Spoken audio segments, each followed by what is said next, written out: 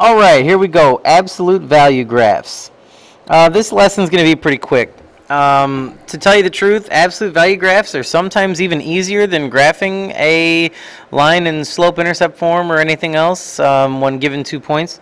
When you have the equation, really you just need to know a couple things. The slope and your vertex. Now the vertex comes from horizontal and vertical shifts. So a horizontal shift is what's inside.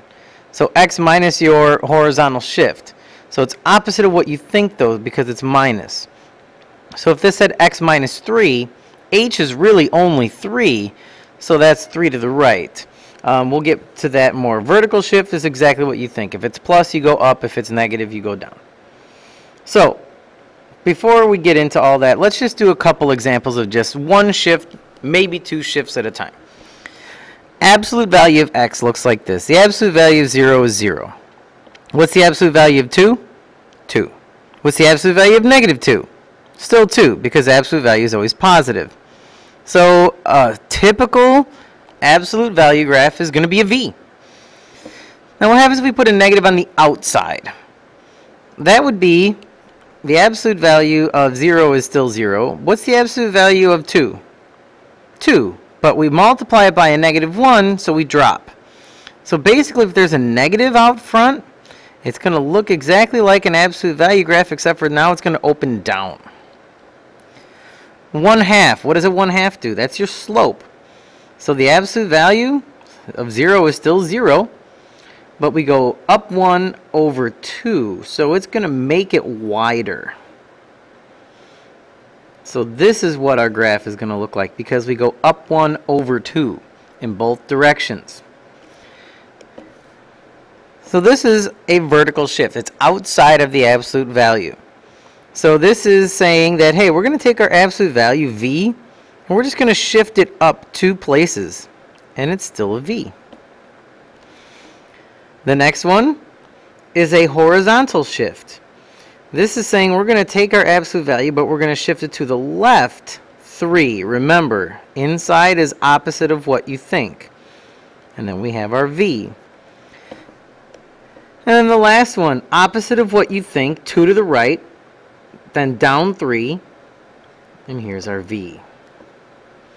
Now those V's all have a slope of 1, unless otherwise stated up front. If it's negative, it's upside down. If there's a fraction in front or just any number, it changes the slope. Outside is your vertical shift, inside is your horizontal shift, opposite of what you think. And the best way to do some of these like this, remember, your vertex is h comma k. Opposite of what you think, positive 2, comma outside, negative 3. And that's where we started, 2, negative 3. So let's get to some graphs. This will make more sense after you see a couple. What I highly recommend you do is list your vertex opposite of the inside. So opposite of a positive 4 is a negative 4, comma outside, which is negative 3. That's your vertex. So you just go to negative 4, negative 3, and you place a dot. That's where you're starting. Now your slope is a negative 1. So you go down 1, left 1, and down 1, right 1. You go down for both, and that's your slope. The next one, our vertex is a positive 2, comma 4, because it's opposite of what's inside, comma outside, so 2, 4, solid dot. Our slope is 2. That means we're going to go up 2 over 1. Up 2, left 1. We're going both left and right, but when we go up. And there we go. We have a V. Last one. We have a vertex of a negative 3, negative 6. Negative 3, negative 6. We have a slope of a negative 1/4. That means we go down 1, right 4. And down 1, left 4. And you see we have an upside down wide V because our slope is 1/4 and it's negative. Oh, wait a second. Hey, look at this. Remember piecewise functions from the last video? This time I'm going to ask you to try to write the piecewise function based on the graph.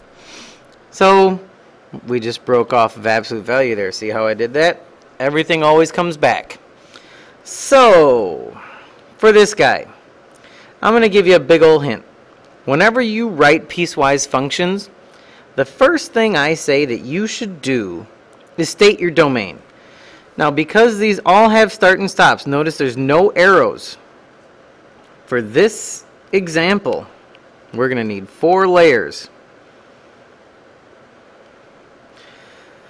So the first one is from -8 to -3. And that's going to be less than or equal to, and then less. And then we're going to have the next level, which is from -3 to 0. And then the next one is from 0 to 8. And finally, we're going to be from 8 to 10.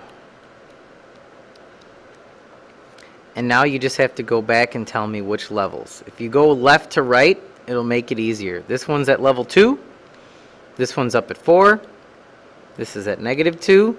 And this one's at -8. See how I switch gears on you there? So, we just worked backwards with piecewise functions. This is just a recap of the last 2 videos. And then absolute value. Remember, absolute value in a way is easier than having to graph a line from standard form, because you have no manipulating to do. All you have to do is take your vertex opposite the inside comma outside, plot that point, and then just go up or down based on positive or negative, and then left and right. So this was down 1 left 4, down 1 right 4. That's it. That is absolute value graphs. Have a wonderful day, and I'm out of here.